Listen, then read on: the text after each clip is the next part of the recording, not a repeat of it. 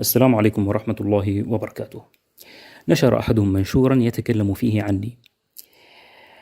سأقرأ لكم بعض الكلمات التي ذكرت في هذا المنشور، مع العلم ضع في ذهنك أن هذا الشخص يدعو إلى الأخلاق، ويدعو إلى التزكية، ويدعو إلى سلامة الصدر وما شابه ذلك من أمور أكثر دعوته تدور حولها. ثم قال في منشور واحد، اسمع هذه الكلمات واصبر معي لأننا سنطيل، يمكن تسمع لك 3-4 دقائق كلها قراءة لكلمات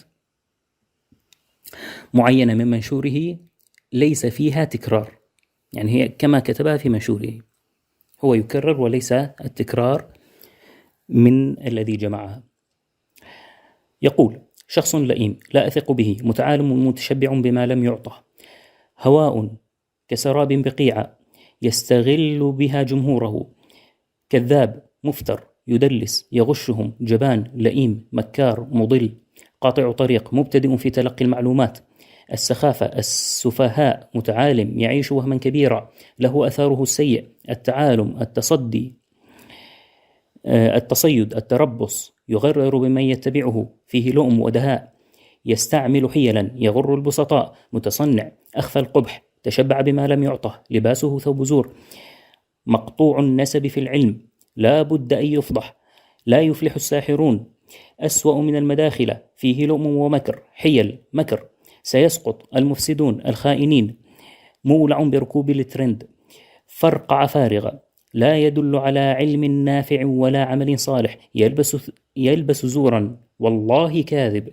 يتصيد يكذب ويفتري يعمي، يعيش وهما كبيرا، ذبابا يريد أن يركب الموجة، تصيد كذب أوهام، المفتر الأفاك من ذباب، أفاك متشبع بما لم يعطه، ذبابا أضلهم، افتراء بالكذب، كذاب مدلس مفتر، الإفك الطعان بلؤم مكر يفتري يستحلون الكذب، أفاك مفتر كذب المتهورين، بالبهتان لئيم مدلس، كذبه تدليسه جهله فساد منهجه لؤمه، وكذبه صاحب بدعة مضل، فاضي فارغ مفلس، قطاع طرق، صادون عن سبيل الله، سفهاء أحلام، سيطلق ذبابه مفسدا وأضلهم، وزورا بلؤم مكر كاذب. كل هذه الكلمات في منشور واحد لشخص يدعو إلى الأخلاق ويدعو إلى ما ذكرت لكم. طيب، هناك بعض النقاط التي ذكرها غير الشتائم هذه، لكن قبل أن أتطرق إليها دعوته لمناظرة. هو يقول متعالم، طيب نأتي إلى مسألة من المسائل التي يزعم أن خصمه متعالم فيها، وتناقش نقاشا علميا في بث مباشر ينشر على قناتي وقناته، وقد دعوته إلى ذلك وأنتظر الموعد منه، لا أنتظر القبول، أنتظر الموعد. من المفترض أنه هو يقول في كلامه أنه يجب فضحي، فعلى ذلك هذه المناظرة ستفضح التعالم، ونرى من المتعالم في ذلك. طيب، من ضمن كلامه كاتب جريدة وكلها كلام بغير حق، سبحان الله. يقول إنه كتب تعليق على فيديو من فيديوهاتي في يوتيوب، وأنا حذفت هذا التعليق، وهذا الشيء أغضبه جدا. طبعا أنا عادتي ألا أحذف التعليقات، لكن أنا قد فعلت في يوتيوب في شيء فلتر، أي تعليق فيه كلام مسيء وكلام بذيء فاليوتيوب يحذفه، فهو نشر بقى الكلام الذي كتبه لي في التعليق.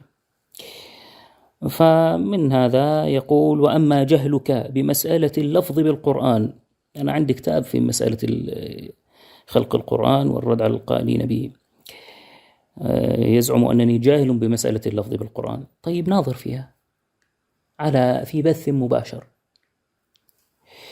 فهنا تستعمل حيلا لجذب المتابعين. هذه في تعليقه الذي يقول عني حذفته.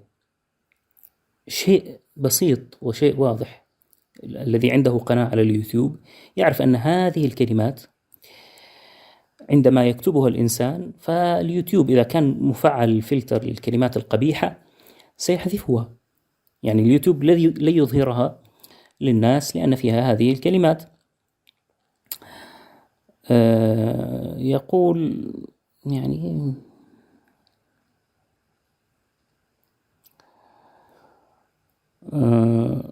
طبعا هنا يقول لماذا أنا يزعم أنني جاهل بمسألة اللفظ. لحظة خلينا نشوف. يقول أما عن جهلك بمسألة اللفظ بالقرآن فهذا واضح لمن يعلم الفرق بين التلفظ الذي هو فعل العبد وبين المتلفظ به وهو كلام الله تبارك وتعالى.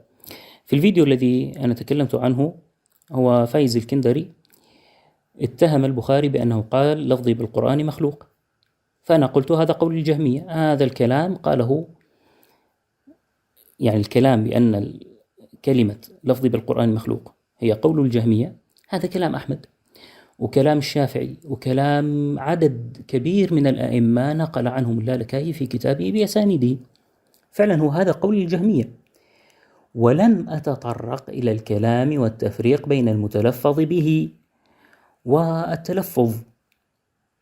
هذا لم يكن موضع نقاش في الحلقة كلها، لكن هو يمكن عنده هاي معلومة سمعانها فأحب أن يطرحها ويتهمني بأنني لا أعرفها. وأنا شرحت هذه المسألة شروحا كثيرة في كتب كثيرة، يعني شرحت 25 عقيدة من عقائد السلف، وقد مرت معنا هذه في بعضها. يقول وصنف البخاري كتاب خلق أفعال العباد لأجل ذلك. في خلق أفعال العباد ما تطرق لكلمة اللفظ. قال والصواب أن يقال من قال لفظي بالقرآن مخلوق يستفصل منه ماذا أراد باللفظ. هذا الاستفصال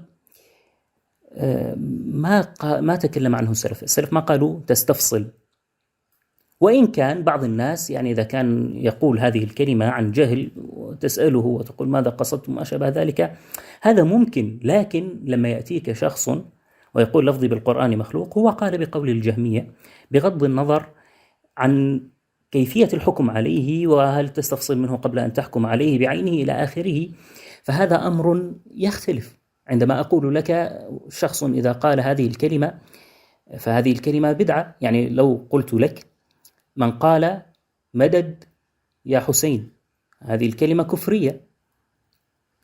من الطبيعي أنك قبل أن تكفر الشخص تقول له هل تعرف معنى كلمة مدد؟ إذا كان شخص بسيط ولا كذا، وقد تفرق بين الفاهم والجاهل إلى آخره يعني. فهو أنا المسائل هذه ما تطرقت إليها حتى يقول جهلك، وأنا صنفت الكتاب، كتابي معروف ومنشور. من الأشياء التي ذكرها هذا الإنسان افترى علي كذبا في قوله إنني قلت إن فايز الكندري أشعري، وأنا ما قلت هذا. بل لو ترى غلاف الفيديو الذي يعني نشرته فيه صورة أسد، وصورة الأسد هذه يعرفها متابعو القناة. هذه صورة أسد تعبر عن السلفية المدجنة، السلفية المدجنة. وأنا ما قلت أبدا إن فايز الكندري أشعري، لكنني قلت لفايز الكندري أئمتك الأشعرية، وهناك فرق. فايز الكندري بنفسه يقول عن الأشعرية العز بن عبد السلام والسيوطي وهؤلاء، يقول هؤلاء أئمة الإسلام، فهؤلاء هم أئمة إسلامه، فمن الطبيعي أن أقول له هؤلاء أئمتك، أئمة إسلامك. فأنا لم أقل عنه أشعري، فجاء الرجل هذا وقولني ما لم أقل، وهو يزعم يعني يعني يتهمني بكل هذه الاتهامات ثم يأتي بمثل هذه السقطة الفاسدة.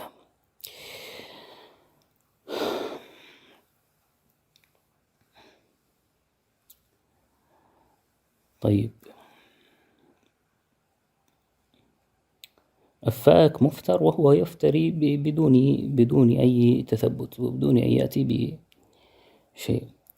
طبعا استدرار عاطفة الناس بقوله يطعن بالأئمة وما شابه ذلك. عندما يقول يطعن بالأئمة يتخيل الإنسان أنه يطعن بأئمة الإسلام فعلا، ولكن هل يستطيع أن يقول يطعن بأئمة الأشعرية بهذا القيد؟ لا يستطيع.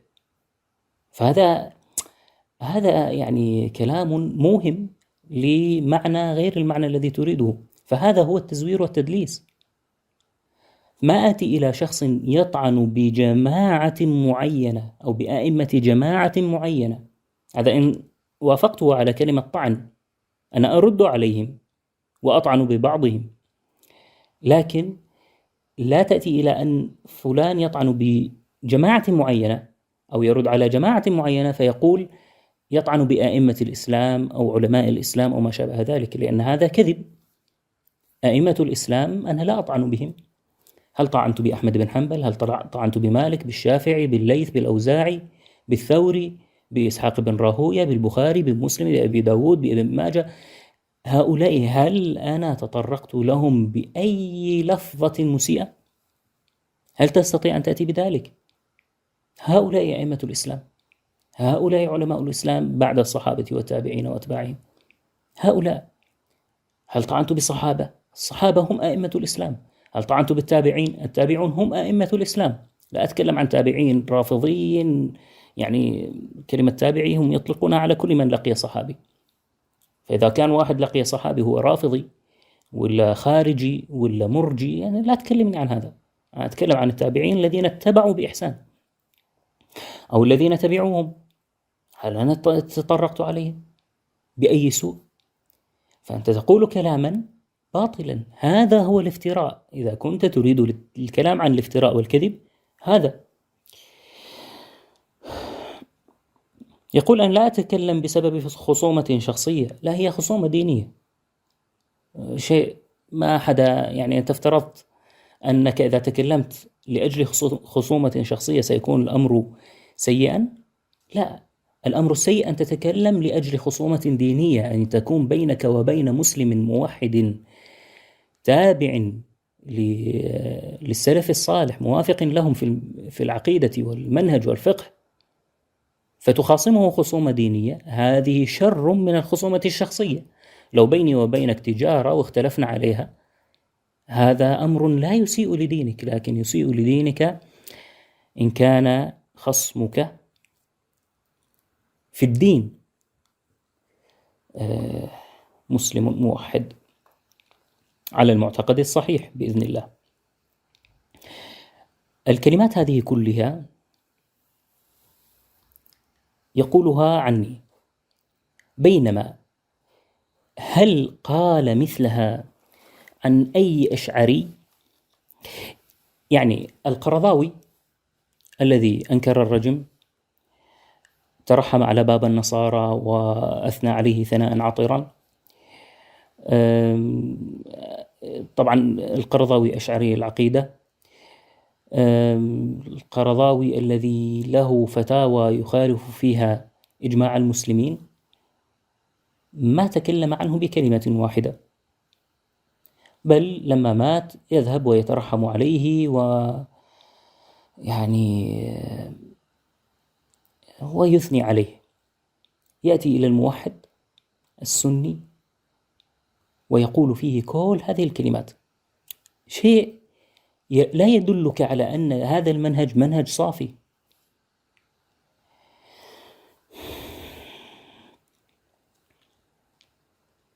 طبعا يقول أن هذا الشاب اللي اسمه محمد بن شمس الدين، طبعا يقول كلمة شاب يعني لكي يعني إنه هذا يشوف واحد ولد صغير عادي شاب، الحمد لله، وأنت شايب.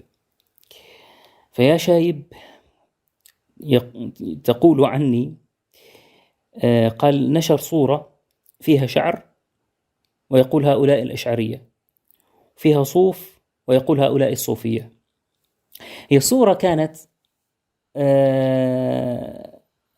قوم سموا أنفسهم صوفية وجانبهم صورة صوف، خروف له صوف، فأناس انتسبوا للصوف، هكذا يمكن كان مكتوب في الصورة، أناس انتسبوا للصوف، في صورة صوف يعني خروف عليه صوف له صوف، وناس انتسبوا للشعر ففي صورة شعر، صورة بصرية، كلام مع صورة بصرية. وأناس انتسبوا للوهاب، قيل عنهم وهابية، وفي آية مذكور فيها اسم الله الوهاب تبارك وتعالى. هو ما يزعجه أنه هؤلاء يطعنون باسم الله سبحانه وتعالى، يسيئون إلى اسم الله سبحانه وتعالى ويعتبرونها مسبة، ويسيئون إلى أهل السنة، هذا كله لا يعجبه. لكن أن تقول إن أناس انتسبوا إلى الصوف، وفعلا الصوفية ترى ينتسبون إلى الصوف، مختلف من أين جاء اسم الصوفية، فمن الأقوال أنهم يلبسون الصوف، فأناس انتسبوا إلى الصوف. أنا ما قلت الخروف هو الصوفية. فهو يقول هذه سخافة، هذه سخافة من كل، يعني أنا يمكن بالفيسبوك عندي شيء 1,000,000 منشور، في قناتي في عندي ما بعرف كم ألف فيديو، كل هذه فرضا هذه سخافة، فرضا كنت أمازح فيها الناس هكذا، أحيانا أنشر أشياء يعني من باب التسلية ومن باب كذا، فرضا هذه سخافة. طيب أنت لما تروح تجلس على المرجوحة مثل الأولاد الصغار وتتصور، هذه لا تعد سخافة؟ أنا لا أقول هذه سخافة، لكن بهذا المنطلق أنت تريد للإنسان أنه إذا كان متدينا أن يكون يعني ليس عنده أي جانب فيه فكاهة ولا جانب فيه شيء من هذا القبيل، فإذا جلوسك على المرجوحة هذا قمة السفة. أنا لا أقول هذا سفة، لكن يعني تنتبه. قال من الكلام الذي قاله وهو أشنع من كل ذلك،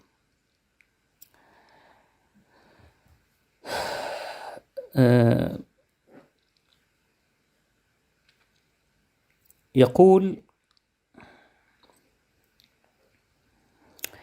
في ردوده يختار من الناس إما شخصا مستهلكا معلوما ضلاله كالكيالي. لا، أنت كذاب، مع عدم احترامي لك أنت كذاب، لأنني لما رددت على الكيالي ما كان أحد يرد عليه، ما كان مستهلكا، يمكن كان في مقطعين ولا 3 على الإنترنت ترد عليه. يعني أنا أول من عمل سلسلة في الرد على الكيالي، فلست أختار شخصا مستهلكا، وإنما أنا الذي جعلته مستهلكا، وحتى ما كان أحد يرد عليه غيري، وأنا بنفسي راسلت تامر لبان وقلت له يا أخي رد على الكيالي، يعني خذ عني يد، وراسلت محمود داوود صاحب قناة قرار إزالة وكذلك قلت له يعني لو ترد على الكيالي، مو بس أنا اللي أرد عليه، لا تخلوني لحالي. فكلامه هذا كلام فاسد. وخالد الجندي أيضا أنا ما أدري إذا كان هو فعليا مستهلك، يعني لما بدأت بالرد عليه ما كان مستهلك. يقول معلومة ضلاله كالكيال وخالد الجندي أو شخصا مستضعفا لا يخشى منه. طب لحظة، أنت إيش اللي زعجك إذا كان شخص معلوم ضلاله ورددنا عليه وبينا للناس؟ يعني وين الشيء اللي يزعجك بهذا؟ أو شخصا مستضعفا لا يخشى منه. طيب إذا كنت أنا أرد إما على المستضعف أو على المعلوم ضلاله، ما رددت على صاحبك فايز الكندري الذي هذا المنشور كان تقريبا للدفاع عنه. فايز الكندري ما استهلك بعد، لسه ما بلي وليس مستضعفا كما تقول، لا، الرجل حاطط الكاميرا ويصور. كل ما تفتح فمك يعمل عليك حلقة، يعني 50 دقيقة 20 دقيقة منها سب وشتم. فنحن نعرض أنفسنا لمن يسب ويشتم في سبيل الله سبحانه وتعالى. ثم أنا رددت على كثير من الناس من المضلين، ومنهم من رد علي، ومنهم من أساء لي، ومنهم من هددني، فليس القضية هكذا. ثم يقول: وردود غيره على أولئك المضلين أقوى وأبلغ منه بكثير. طبعا الحقد سيجعلك ترى أن هؤلاء أفضل أكيد. ويتصيد أمورا للدعاء وطلاب العلم وهي ليست أخطاء أصلا، ولكنه يوهم أنها أخطاء ويحملها على أسوأ محمل. من هم الدعاء وطلاب العلم هؤلاء؟ يعني أن الذين أرد عليهم إما أشعرية أو مداخلة في الغالب، أو الزنادقة هؤلاء أمثال كيل وغيره. فالدعاء وطلاب العلم الذين تتكلم عنهم من هم هؤلاء؟ وأتصيد لهم، يعني تصيد. منهجه ومشروعه أسوأ من المداخلة. طيب، يضع على نفسه هالة من العلم والصدع بالحق وتشويه الناس بغير حق. كلام كله فارغ. طيب، يقول: إنني نصحت سالم الطويل وقلت له: أنت تفرح إذا وجدت زلة لمسلم، هل هذا تعامل أهل السنة؟ يقول: ثم علم الشيخ، يعني أنا علمت سالم الطويل، الفرق بين من يدعو إلى بدعة وبين من تبحث له على زلة تريد بها أن تسقطه، وتبحث عن الزلة كأنك تبحث عن كنز. هل هذا عمل يليق بمسلم؟ فيقول محمد بن شمس الدين هو الذي يطبق هذه. طيب، هل أنا أرد على شخص لا يدعو إلى بدعته؟ أنا لما تكلمت لسالم ونصحته بهذه النصيحة، أنا عمدا عرفت أن أمثال هذا سيأتي إلى مثل هذه العبارات ويقول: لا، شوف، ترى أنت تطبق هذا، أنت تفعل ما تنتقد سالم عليه. فلهذا أنا بيّنت أن هناك فرق بين الذي يدعو إلى البدع ويجب الرد عليه، وبين الذي تحتاج إلى بحث حتى تصل إلى زلة له. هناك فرق طبعا، وهو عنده خير وصلاح ويدعو إلى الخير. ولهذا تجد أن بعض الناس من الذين تكلموا عنا بسوء منهم، خلاص لن أذكر أسماء، لكن قد تكون أسماء من أصدقاء هذا الإنسان معروفة، يعني يحاولون يعني الإساءة لي بطرق معينة، منها الطرق المواربة ومنها الطرق شبه المباشرة. مع ذلك أنا أثني عليهم خيرا ولا أتطرق لهم، مع أن عندهم زلات يستطيع الإنسان أن يأتي بها وأن يرد عليها. لكن هذا منهجنا، أن الذي يدعو إلى الخير وعنده نفع فلسنا يعني نعامله كمعاملة الذي يدعو إلى البدع. ثم يزعم، يقول: أنني لما دافعت عن ذاكر نايك دافعت عنه لكي أركب الموجة. يعني شوف، دخل إلى القلب وعلم أن في قلبي أنني أريد ركوب الموجة، ولهذا أنا دافعت عن ذاكر نايك. أنا دافعت عن كثير من أهل العلم وأنتم ساكتون، وأنتم جالسون تلعبون على المراجيح. لما طبرز يتكلم عن الشيخ ابن عثيمين دافعنا عن الشيخ ابن عثيمين، لما تكلم عن الفوزان دافعنا عن الفوزان، لما تكلم عن، ولما أحمد هذا إيش اسمه، هذا الإخوان اللي عنده قناة مشهورة كبيرة، شعره أبيض ويرفعه هيك لفوق، نسيت اسمه، يعني يمكن أحمد مطر ولا هيك، أيضا تكلم عن الشيخ الفوزان، دافعنا عن الشيخ الفوزان، وما لي مصلحة مع الفوزان، لا أبوي ولا أخوي، يعني لكن لأنني أعرفه يدعو إلى خير ندافع عنه. كثير من الدعاء وكثير من الحويني لما عملوا حملة ضده دافعنا عنه. أنا كان من المفترض اليوم أنزل حلقة أيضا في الدفاع عن الشيخ العصيمي، لكن يعني شغلني عمل فيديو،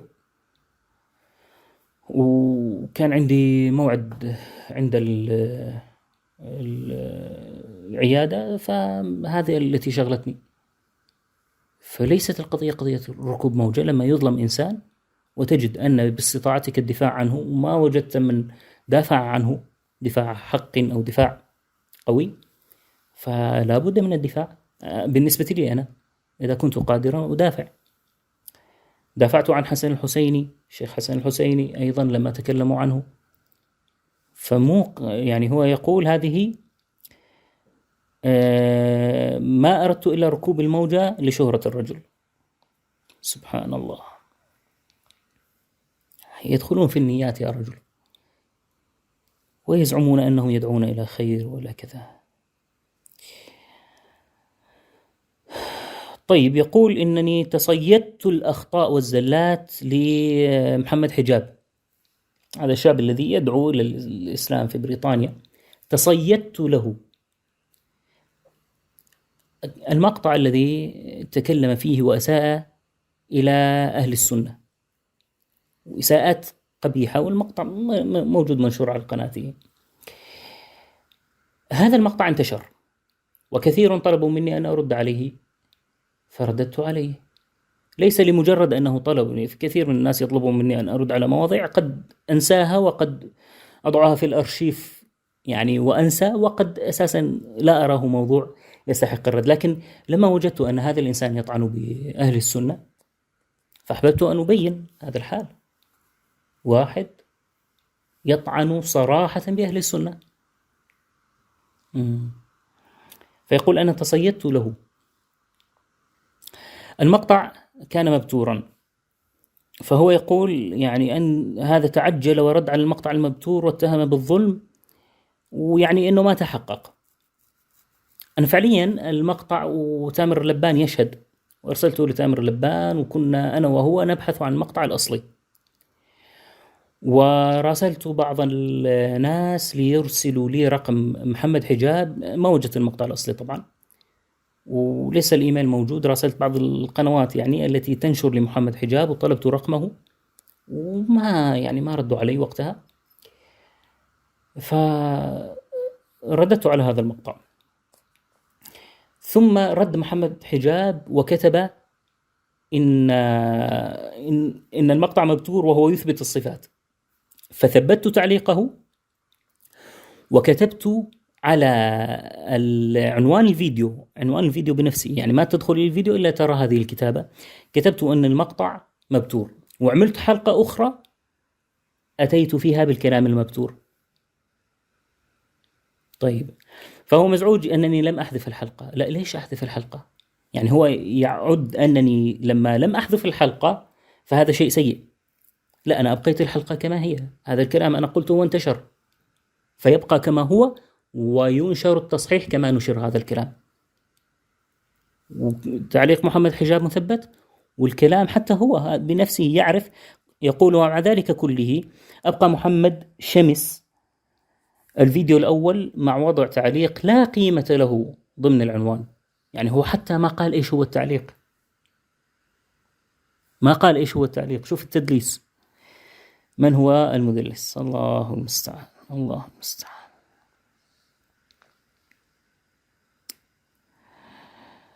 يقول تصيد لأحد القائمين بمشروعات كثيرة وكبيرة، ومحمد يعلم أنه من أهل السنة وأنه رجل فاضل عامل في الخير، فتصيدوا له كلاما وانتظر الوقت وهو مستضعف فيه حينما كثر عليه الخصوم ليتكلم فيه.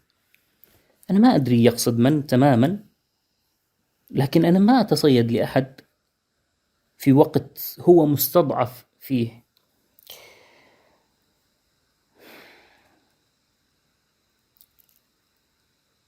وقد كان يداهن قبل ذلك وقت شهرته خوفا من أن يسقط إن تكلم فيه.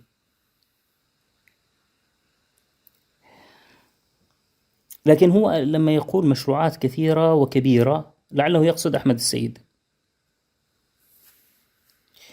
طيب، أحمد السيد، أنا ماذا تكلمت عن أحمد السيد؟ لما أحمد السيد عمل مقطع فيديو سماه جرثومة الغلو العقدي، وتكلم عن الذين يطعنون في أبي حنيفة لماذا يجعلون هذه القضية قضية مركزية. فأنا عملت فيديو وقلت إن كلامه صحيح وأنا أؤيده في هذه النقطة، لكن الطرفان عليهما أن يفهما ذلك. الذي يحب أبا حنيفة والذي يذم أبا حنيفة عليهما أن يعرفا هذه القضية التي قالها أحمد السيد. يعني تقريبا الكلام ما كان ضد أحمد السيد وما كان رد على أحمد السيد، ولكن كان فقط توجيه لبعض يعني مثل يعني إضافات إلى بعض كلامه. وقبل ذلك أنا كنت نشرت أنه هو طبعا أساء لأحد الإخوة اللي هو عمر آل عوضة، يعني رجل نحسبه من أهل الدعوة ولدعوته أثر، فيسخر منه يقول إنه كان يعمل مقاطع كوميدية ثم بعد ذلك صار واعظا ثم صار يرد على الفلاسفة وكذا. فأنا علقت على هذا أنه طيب أنت يعني إذا هو كان يعمل مقاطع كوميدية ما أتذكر تعليقي تماما، لكن يعني أنت طيب أنت كنت ترد على عدنان إبراهيم، ليش ما حدا ينتقدك يعني لما ترد على عدنان إبراهيم؟ فهو لا كان مستضعف ولا كان شيء. وبعد ذلك يعني بعض الناس أكثر من شخص سألني على بث مباشر وموجودة هذه المقاطع عن أحمد السيد إنه هل تطعن به أو هل هو شخص سيء ولا كذا. قلت لهم لا، عنده جهود ويكفيه أنه دافع عن السنة وما شابه ذلك. في فرق بين أن ننتقد بعض الكلام ونوجه بعض الكلام وبين أن يعني نتعامل بالطريقة التي تتعاملون أنتم فيها. ثم ما الذي إذا تكلم فيه سيسقطني؟ أحمد السيد كانت يعني أنا كنت أنشر قناته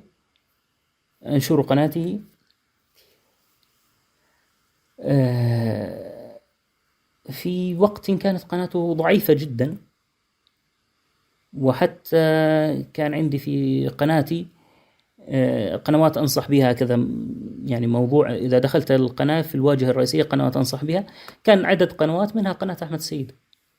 هل هذا معناه أنني كنت أداهنه؟ سبحان الله، يعني كيف يفسرون هؤلاء هذا إذا تعاملت معه بخير يقول تداهنه، إذا انتقدته يقول تعاديه وتتصيد زلات. طيب ماذا على الإنسان أن يعمل؟ يعني إذا نصحت بشخص أو أثنيت على شخص أو ما شابه ذلك تداهنه. كل أناء بما فيه ينضح. ولو أردنا أن نسقط الناس يعني أن نتعامل بهذه الطريقة، أن نفكر يلا خلينا نسقط فلان، لما كان هذا تعاملنا مع إخواننا المسلمين. لكن سبحان الله، يعني كل واحد يتكلم تنظر تعرف أن كلامه هذا مرآة لقلبه، مرآة لما في قلبه. ثم الآن عاد إلى مسألة أنني قلت عن فايز الكندري أنه يكذب على البخاري ويطعن فيه وأنه أشعري، هكذا يقول. أنني قلت عن فايز الكندري يكذب على البخاري ويطعن فيه وإنه أشعري. والله كذاب، أنا ما قلت يطعن بالبخاري، ما قلت هذا. مقطع موجود ومنشور على حسابي وعلى حسابات أخرى، يعني في عشرات الناس الذين نشروا أعادوا نشره. أوجدوا لنا متى قلت إنه يطعن بالبخاري. أنا قلت إن الطاعنين بالبخاري يقولون إن البخاري يقول لفظي بالقرآن مخلوق، يستغلوا هذه الكلمة للطعن به، فهو يروج أن البخاري قال هذه الكلمة. هل هذا طعن بالبخاري؟ عندما يقول البخاري كان يقول لفظي بالقرآن مخلوق، هذا نعم طعن بالبخاري، لكن أنا ما قلت هو يطعن بالبخاري، إنما قلت الطاعنين بالبخاري يروجون هذه الكلمة عنه. تقريبا هكذا كانت عبارتي، وإن أخطأت يعني في يعني ضبط العبارة الآن ارجعوا إليها. وأنه أشعري. أنا ما قلت أشعري، وقلت أئمته أشعرية لأنه هو يقول عن الأشعرية أنهم أئمة الدين، ويقول بقول الجهمية. نعم، هو وافق الجهمية لما يقول لفظي بالقرآن مخلوق، هذا قول وجيه، هذا موافق لقول الجهمية. وأنه من المداخلة الجدد الذين يطعنون في العلماء الأولين. أنا قلت يلتمسون الزلات للعلماء من السلف، وفعلا هؤلاء يعني المداخل الجدد إذا وجدوا زلة لعالم من علماء السلف كالمدخلي إذا وجد زلة لواحد من أهل السنة المعاصرين. تخيل واحد من المداخلة إذا وجد زلة للحويني ولا للخضير كيف سيفرح بها، أو لمصطفى العدوي، أو لنا إخواننا، كيف سيفرح بها؟ هؤلاء إذا وجدوا زلة للسلف يفرحون بها. وجدوا زلة لقتادة فرحوا بها، وجدوا زلة لمسلم فرحوا بها وينشرونها. من الذي ينشر الزلات للسلف؟ سؤال على مواقع التواصل. من الذي ينشر الزلات للبخاري؟ هم. من الذي ينشر الزلات لمسلم؟ هم. ما الذي ينشر الزلات لقتادة؟ هم. ما الذي ينشر الزلات لمالك؟ هم. ما الذي ينشر كلام زعموا أن أحمد طعن فيه على مالك؟ هم. ما الذي ينشر هذا الكلام غيرهم؟ أنا فعليا ما أعرف فرقة تتعمد نشر هذا الكلام إلا هم، ويمكن منكري السنة. لكن منكري السنة جهلة، ما عندهم يعني وصول إلى هذه الكتب ليجدوا هذه الزلات، فهؤلاء ينشرون هذه الزلات. هذا واقع، أنا ما أتكلم بشيء غير واقعي. فإذا دفعنا عن أهل السنة يقولون أنت تطعن بهؤلاء. والله أطعن فيهم وباللي يدافع عنهم وباللي يتشدد لهم إذا كانوا سيلتمسون الزلات للسلف ويطعنون بالسلف ويزهدون الناس بالسلف. طبعا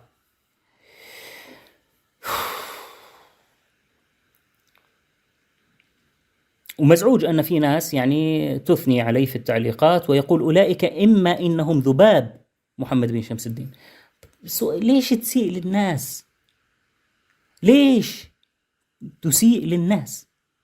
هذه أخلاقك، هذا دينك الذي تعلمته، ذباب محمد بن شمس الدين. طيب أنت تكره محمد بن شمس الدين، واحد تابعه وأثنى عليه وقال له جزاك الله خيرا ولا قال كذا، ذباب. هل هكذا التعامل يكون مع المسلمين؟ يا الله، يدعون هؤلاء الذين يدعون إلى الخلق، هؤلاء الذين يدعون إلى الأخلاق. يقول إن فايز الكندري له حوالي 10 ساعات كلها توقير للعلماء. والله أنا ما أعرف هذه ال10 ساعات، ما سمعت منها إلا يعني يمكن مقطع ولا كذا، شفت هذا ناشر على الفيسبوك، ناشري له أنه يعني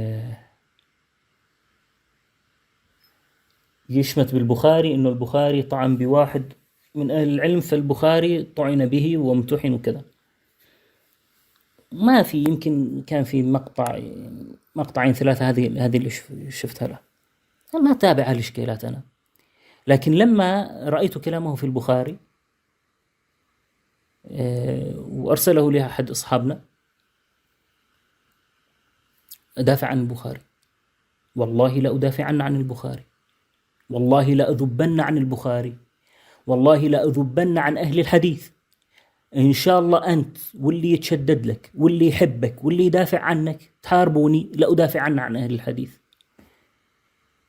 شئتم أم أبيتم. إذا ما دافعنا عن أهل الحديث، عن من ندافع؟ من أهل العلم.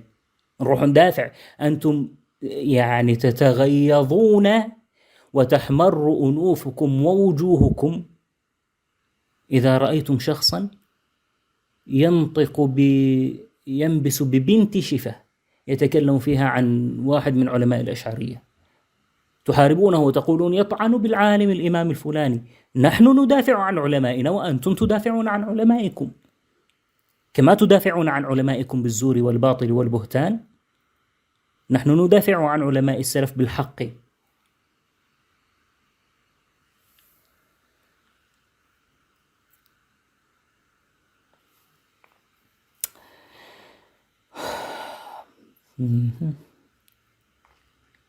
الكلام كله يعني بعدين صار يكتب مواعظ، وأن الناس تحتاج إلى تعلم الدين، وأن القدح بالعلماء غير جيد، ما أدري إيش من هذا الكلام.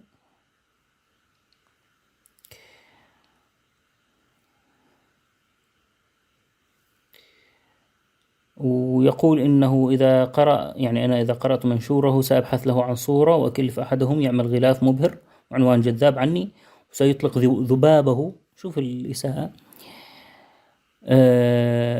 وينطلق معهم ذلك الشخص المختبئ في سردابه على دروسي ومحاضراتي ومنشوراتي.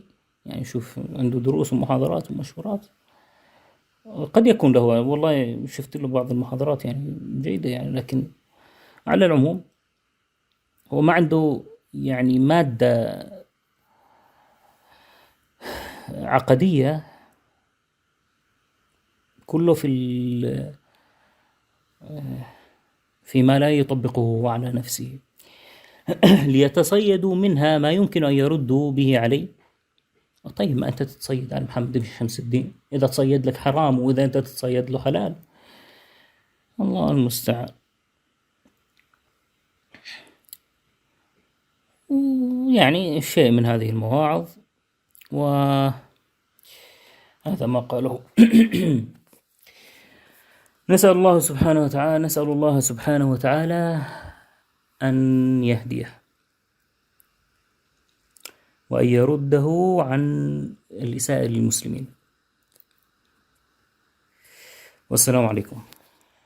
أنا ذهب عن ذهني أن أعلق على مسألة، وهي اتهامه لي بالبدعة.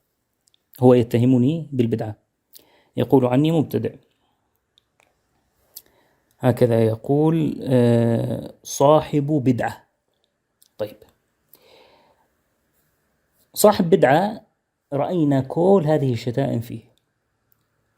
أريد ماذا فعلت في الذي قال إن الله ليس فوق عرشه،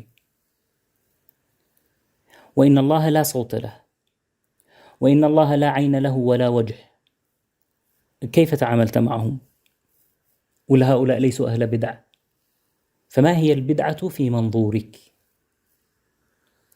هذا السؤال لا أرى أن مثل هؤلاء يستطيعون الجواب عليه.